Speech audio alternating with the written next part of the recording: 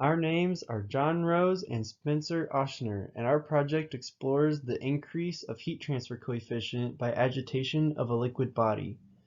Everyone has experienced making soup and then having to wait for it to cool down in order to eat it. Many people intuitively discover that stirring the soup makes it cool faster than if it was left to cool on its own. The goal of this experiment is to determine how much of an effect the added stirring, or forced convection, would have on cooling, and to see if there is any correlation of frequency of the agitation to the convection heat transfer coefficient. A linkage system was designed such that the cylinder oscillates at 30 degrees due to continuous rotation of the driving motor, whose speed is controlled by a rotary potentiometer. A 30-degree oscillation was determined to be ideal, since any more and the water could potentially reach a steady state of rotation, and any less and the water may not have enough time to overcome the inertial resistance in changing direction. Heat transfer coefficient was derived based on the energy balance of the heat leaving from the hot water and being stored in the cylinder. Integrating the energy balance as an ordinary differential equation, the lumped capacitance approximation is derived, which is based off of the important assumption that the temperature of the surface of the cylinder remains constant throughout the whole process. Two methods were taken to achieve this condition: manufacturing a cylinder of high thermal mass, that is, mass and specific heat capacity, so that temperature fluctuations will be dampened, as well as using an ice bath to submerge the system in to ensure a constant ambient temperature of the system due to the phase change. This is a video clip of a demonstration of the apparatus functioning. Here we are adding ice to control the ambient temperature at 0 degrees Celsius. The cylinder, which is completely submerged, is being agitated at a frequency of about 2 Hz. There are two thermocouples used in this experiment. The first is fed through a hole in the cap of the cylinder to measure the temperature of the fluid.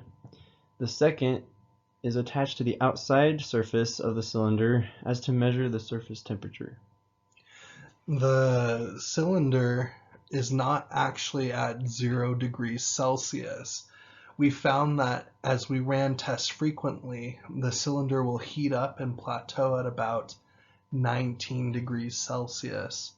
Therefore, we'd run our tests with the hot fluid going from 40 degrees Celsius down to 30 degrees Celsius, then using a timer to time the time interval and recording the temperatures into our spreadsheet.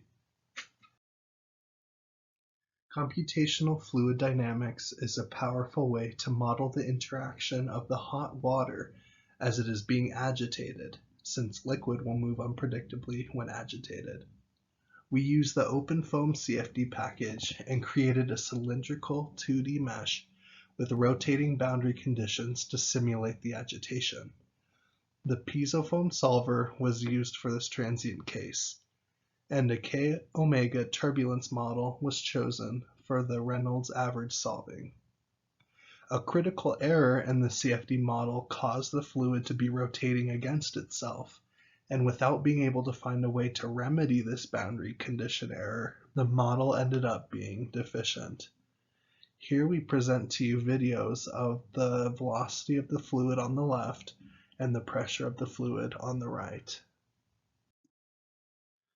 The frequency of agitation proved to yield a positive correlation with H. During the test, the temperature dropped from 40 degrees Celsius down to 30 degrees Celsius while maintaining a constant surface temperature of the cylinder of about 19 degrees Celsius.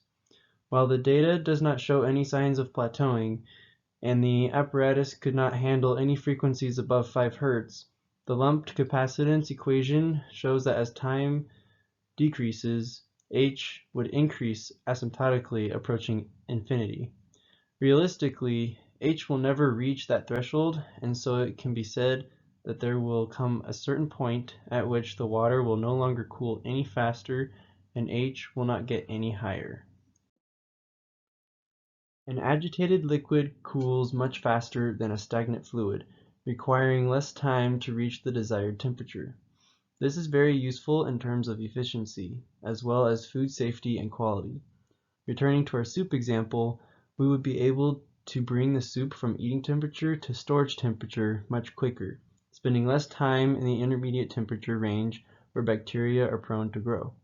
Agitation via moving the outside walls of the liquid is also the most effective in terms of sanitation, as less foreign objects like mixing blades or paddles for stirring are introduced to the food. The different frequencies were achieved by altering the voltage allowed on the motor, thus changing the rotational speed. The potentiometer used to do so was altered by simply turning the knob, which can prove to be very inconsistent if attempting to duplicate the same frequency in a short amount of time before the water cools to a temperature below the initial testing temperature. An alternative method for controlling the cylinder temperature could be to run the experiment in the reverse direction, and using a heating tape on the cylinder, and to use a cold fluid inside the cylinder and time it heating up as a function of frequency of agitation.